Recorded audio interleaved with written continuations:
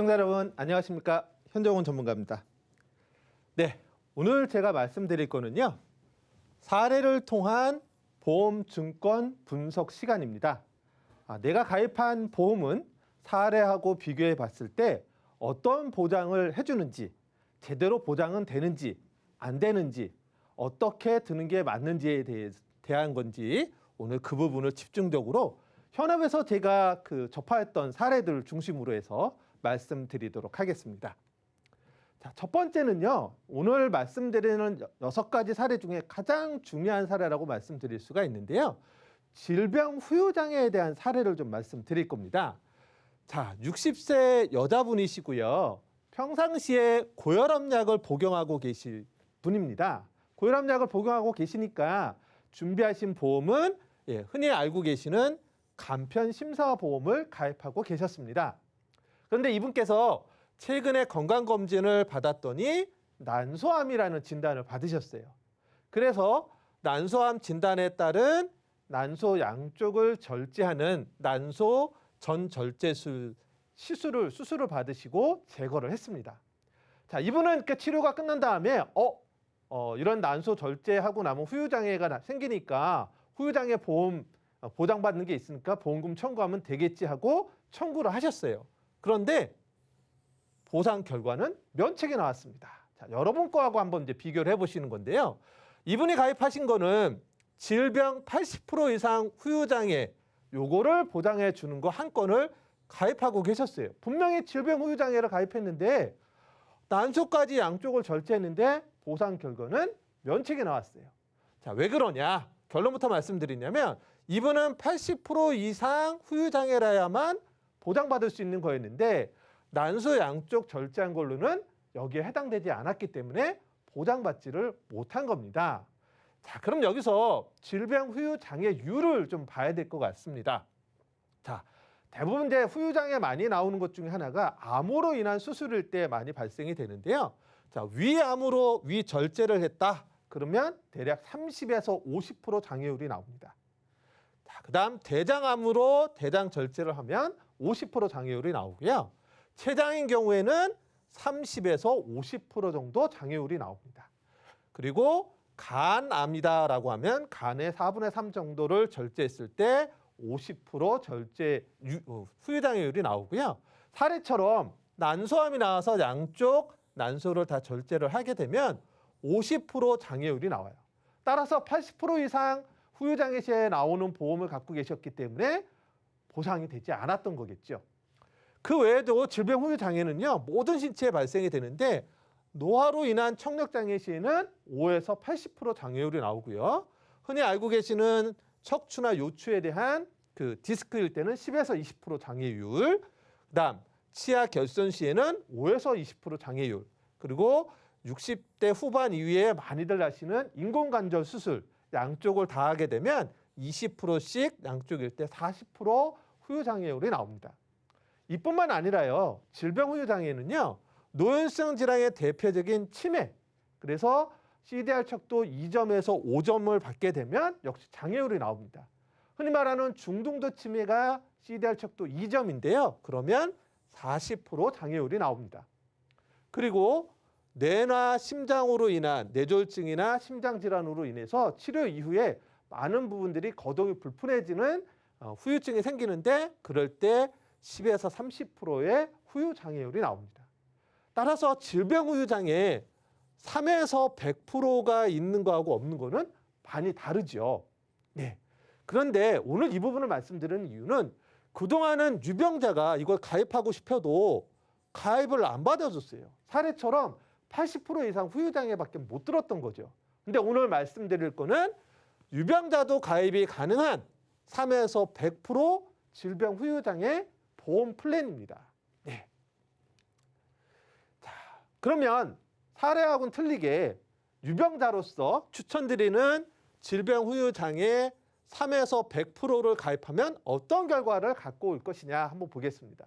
질병 후유장애는 앞서 말씀드린 대로 우리 신체의 모든 기관에서 나타날 수가 있어요. 자, 눈에서 예를 들면 한쪽 눈에 운동장애가 생겼다. 그럼 5%입니다. 네.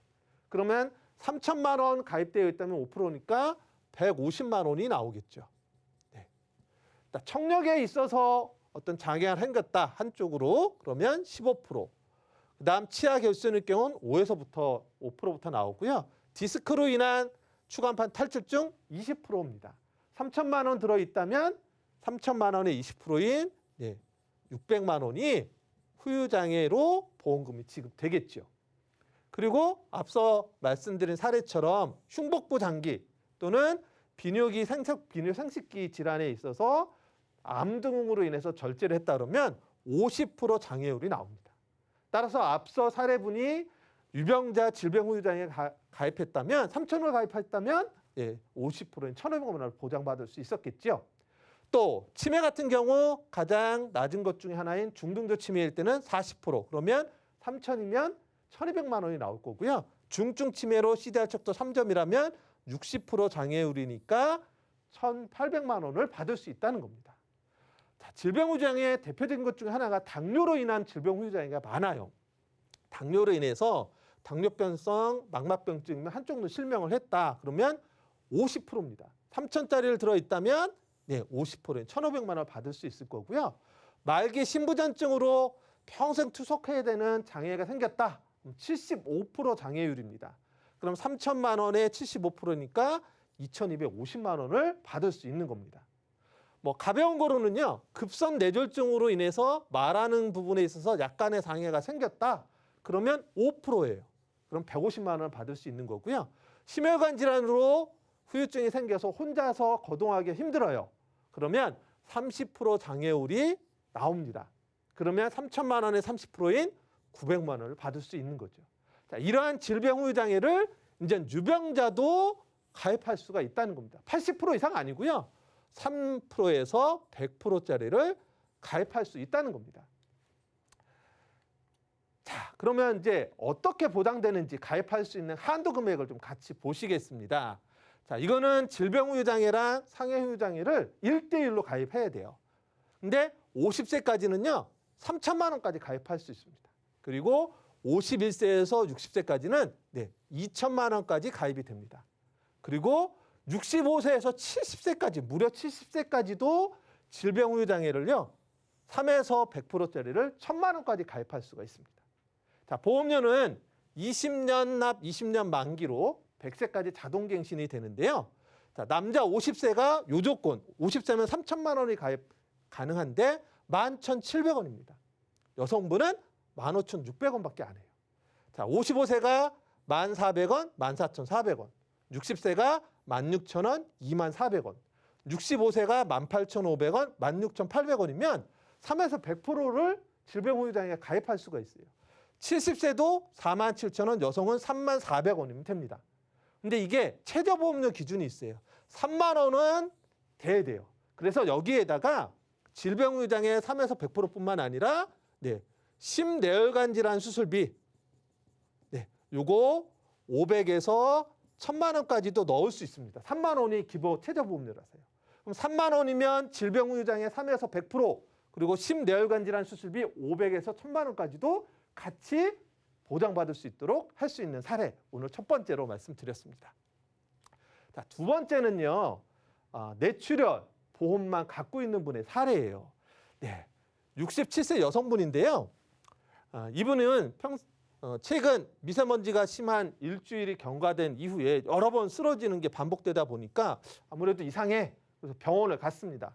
병원 갔더니 뇌경색증 초기 진단을 받았습니다.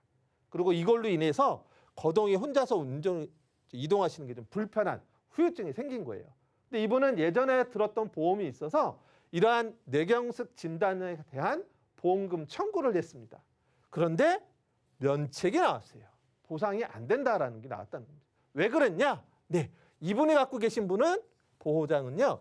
뇌출혈 진단비 3건, 뇌출혈 수술비 2건, 보험도 여러 건을 가입하셨어요. 근데 보상 청구했는데 하나도 못 받았습니다. 이유는 뭐냐?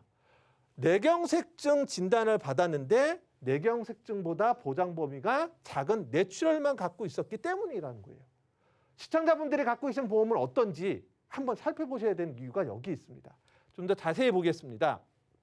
뇌혈관 질환 전체를 100%로 놓고 보면은요. 사례처럼 뇌출혈 보험을 갖고 계신 분은 뇌출혈은 전체 뇌혈관 질환의 9.7%밖에 차지하지 않아요. 그러니까 뇌출혈 진단비 수술비를 갖고 계신 분은 전체 뇌 100 중에 9.7%가 해당 안 되는 이것만 진단이나 수술을 받아야 된다는 거예요. 사례처럼 뇌경색증을 보장받으려면요, 뇌출혈보다 큰 뇌졸중 진단비를 또는 수술비를 갖고 있어야 됩니다.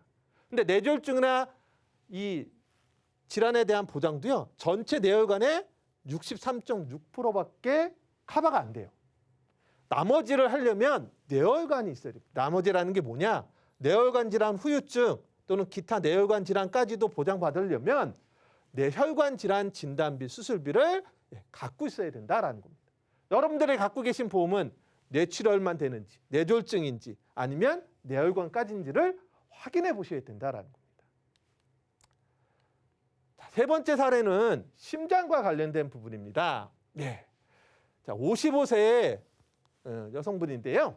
최근에 가슴을 송곳이 콕콕 찔리는 것 같은 통증이 자주 일어나서 병원에 가서 검진을 받았습니다. 그랬더니 병원에서 그래도 요만할 때 오시길 잘했습니다 하시면서 협심증 진단을 내렸습니다. 초기 협심증이라 수술까지는 가지는 않았는데요.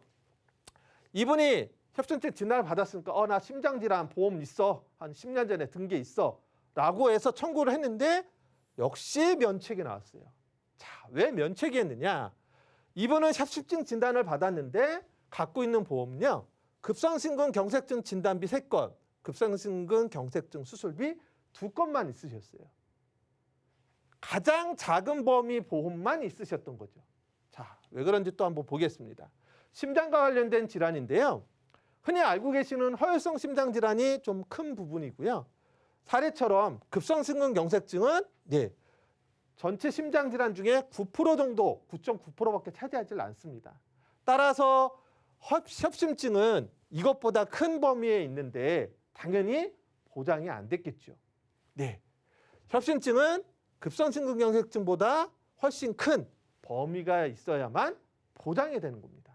여러분들 보험은 과연 급성심근 경색증만 되는지 허혈성까지도 되는지를 살펴보셔야 된다는 거죠.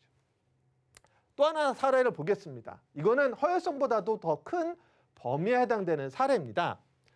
자, 65세 남성분인데요. 일상생활 중에 갑자기 심장이 막 불규칙적으로 뛰는 거예요. 막 빠르게도 뛰고 막 이랬던 거죠. 그래서 어지러워가지고 전신이 혼미한 상태에서 쓰러져서 응급실로 가서 응급처치를 받았습니다. 근데 이분은 이전에도 좀 심장이 안 좋았는데 이번에는 발작성 빈맥 진단을 받았고요. 그래서 이건 빨리 수술을 해야 돼서 전극도자 절제술이라는 수술을 받았습니다. 자, 심장과 관련된 수술을 받았기 때문에 자기가 예전에 든 보험에서 충분히 보장이 될 줄로 알았어요. 왜 그러냐? 이분이 가입하신 보험은요, 급성심근 경색증 진단비 2건, 그리고 좀 큰 허혈성 심장질환 진단비가 1건, 허혈성 심장질환 수술비 1건, 이렇게 들어있어서 당연히 보상이 될 줄 알았어요. 그런데 역시 면책이 나왔습니다. 자, 우리가 알기에도 허혈성이면 어느 정도 다 될 줄 알았는데 발작성 빈맥이라는 건 질병분류 코드가 I47이에요. 근데 심장질환 대표적인 건 이 범위가 아니기 때문이에요. 보통 그래서 뒤에로 보겠습니다. 이분이 받은 수술은요, 진단서예요. 발작성 빈맥 I47이라는 걸로 전극도자 절제술을 받았는데 허혈성에서 면책이 났다라는 겁니다. 왜 면책이 났느냐? 전체 심장 질환을 100이라고 놓고 봤을 때 급성심근 경색증은 약 9% 정도고요. 우리가 가장 크다고 생각했던 허혈성 심장 질환은 전체 심장 질환의 81%까지만 케어가 돼요. 근데 자, 보시면 심장 질환은 대부분 I20에서 25 사이에 있어요. 그래서 급성심근 경색증이 21, 22, 23이고 협심증이 20이고 허혈성은 여기까지예요. 그런데 아까 발작성 빈맥이라고 그랬잖아요. I47이라고 했습니다. 이거는 여기에 해당되네요. 즉 허혈성 가지고도 보장이 안 되고요. 심장 질환을 갖고 있어야 보상이 되는 거였던 거예요.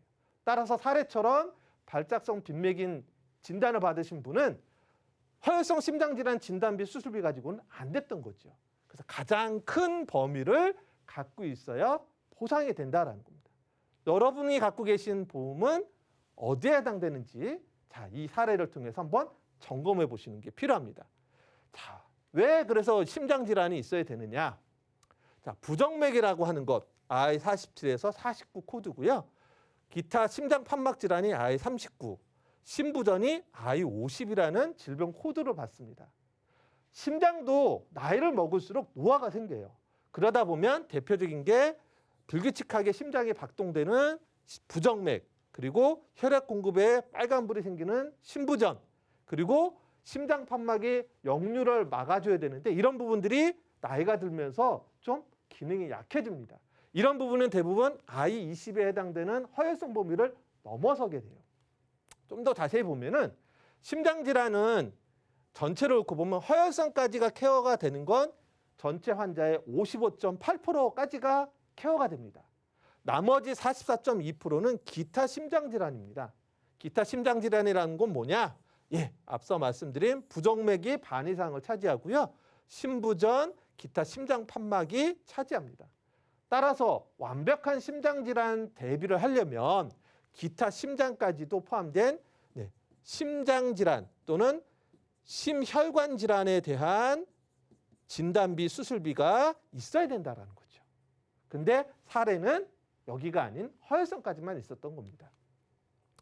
자, 그래서 오늘 추천드리는 플랜은요. 특히 이제 유병자분들이 이런 부분에 대해서 많이 노출되어 있는데요. 건강체 표준체분들은 뒤에서 한번 말씀 더 드릴 거고요. 뇌혈관 질환이 1,000만 원, 허혈성 심장 질환이 진단비가 1,000만 원, 그리고 부정맥, 심부전, 기타 심장까지도 수술 시에 해주는 심뇌혈관 질환 수술비가 1,000만 원까지 보장되는 건데요.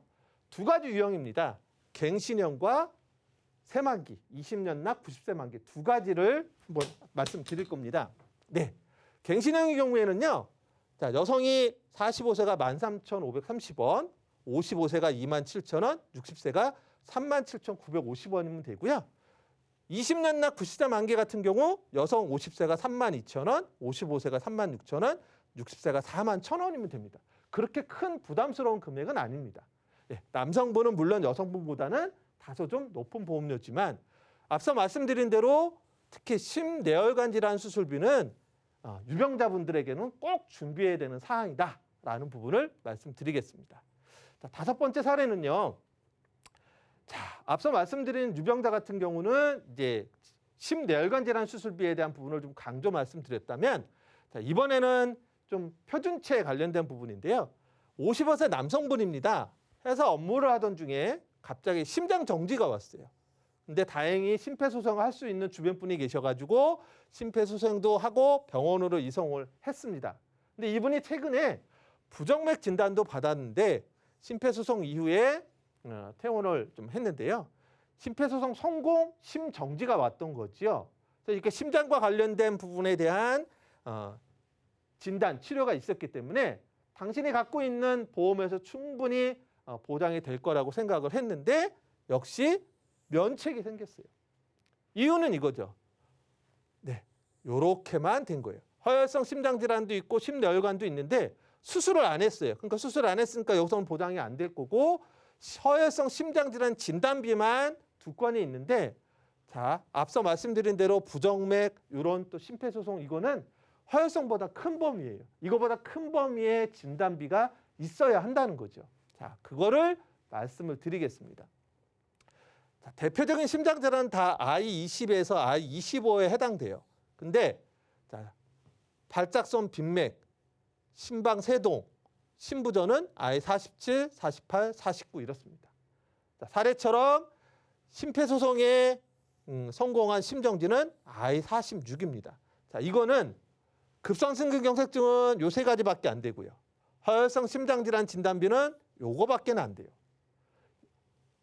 요 말씀드린 I47, 48, 49, 46, 즉 부정맥과 심부전과 심방세동, 심폐소생에 성공한 심정지까지도 진단 시에 보장을 받으려면 심혈관 질환 진단비를 갖고 있어야 된다라는 겁니다. 특히 이 심혈관 질환 플랜은요. 경증과 중증으로 나눴어요. 1, 2로 나눠서 각각 보장을 해줘요. 자, 각각 해줍니다. 일반적인 진단비는 한 번 받고 끝나지만 이 플랜의 심혈관 1, 2는 1 따로, 2 따로 각각 보장을 해준다는 게 또 하나의 특징입니다. 자, 뇌혈관도 마찬가지예요. 이 플랜은요. 뇌혈관도 자, 경증과 중증으로 나눴습니다. 예. 경증인 경우에는 네. 대부분 그다음에 중증 이렇게 해서 구분을 합니다. 각각 보장을 해주기 때문에 한 번으로 끝나지 않고 최대 2번까지도 보장받을 수가 있다. 자, 그래서 이 표준체를 위한 플랜을 말씀드리면 뇌혈관 질환 1, 2 각각 1,000만 원, 예, 각각 1,000만 원씩. 그다음에 허혈성 심장 질환, 그 심혈관 질환이 각각 1,000만 원, 심뇌혈관 질환 수술비 1,000만 원. 이렇게 해서 갱신형과 비갱신형 두 가지로 역시 말씀드릴 수가 있는데요. 자, 갱신형 경우에는 50세가 17,000원, 60세가 33,000원이면 여성분이 준비가 가능하시고요. 20년 나 90세 같은 경우 여성이 50세가 31,000원, 55세가 35,000원, 60세가 38,000원이면 이 부분들이 다 보장이 가능하십니다. 자, 마지막 사례인데요. 자, 요거는 특히 이제 유병자분들이 예전에 가입하신 분들이 이제 325 조건으로 보험 가입을 많이 하셨어요. 근데 한 번 가입하고 그대로 쭉 가시는 것보다는 최근에 333이라는 유병자 간편심사 플랜이 나와서 요걸로 제가 리모델링한 사례입니다. 자, 한번 보겠습니다. 45세 여성분인데 2020년 3월에 간편심사 325로 가입을 하셨어요. 근데 이때 했을 때 월 보험료가 20년 납 100세 만기로 54,000원 정도였는데 이분이 가입하신 그 간편심사 보험을 보니까 5대 기간 질병 수술비를 가입은 하셨는데 요 보험 사건은 최초 1회암만 보장되는 거였어요. 그래서 한 번씩밖에 안 되고 끝난다. 그리고 허혈성 심장질환 수술비가 없었어요. 그리고 숫자로 된 수술비의 보장 금액도 300만 원 이하로 좀 적었습니다. 근데 이분이 가입하고 가입 이전도 2년 동안 어떤 입원 수술력이 없으셨는데 가입하고 나서도 1년 동안 추가적인 어떤 입원 수술력이 없어서 결국은 3년 동안 입원 수술력이 없으시기에 최근에 나온 간편심사보험 333 플랜으로 제가 설계를 해드렸는데요. 결론부터 말씀드리면 보험료는 59,710원으로 약 4, 5천 원 정도밖에 늘어나진 않았는데 심뇌혈관 질환 수술비로 업그레이드를 했고요. 5대 기간 질병 수술비도 최초 1회안이 아닌 연간 1회로 계속해서 받을 수 있게끔 업그레이드를 했습니다. 자, 요 플랜 한번 보면 기존 거는 54,000원 325였는데 심뇌혈관 질환 수술비가 없었고 그다음에 5대 기간은 최초 1회안으로 끝났었고 했는데 요거를 심뇌혈관 질환 수술비 부정맥 심부전도 보장받을 수 있는 거 500만 원. 그다음 5대 기간은 연간 1회로 받을 수 있게끔 했고 그다음 101대 수술비를 123대 수술비로 바꿔드렸고 심장질환과 관련된 부분이 이렇게 100만 원밖에 안 됐던 거를 500만 원까지도 늘려놓는 걸로 업그레이드를 해드렸습니다. 그럼에도 불구하고 보험료는 약 4천 원밖에 늘어나지 않는, 즉 유병자분들도 2년이 아닌 3년 안에 입원 치료력이 없으시면 훨씬 더 좋은 조건으로 리모델링이 가능하다. 이런 부분을 말씀드릴 수가 있습니다. 자, 오늘 내용 한번 정리를 하겠습니다. 보험은 많다고 해서 좋은 게 아니고요. 제대로 된 보험 한두 가지를 갖고 있는 게 바람직하겠죠.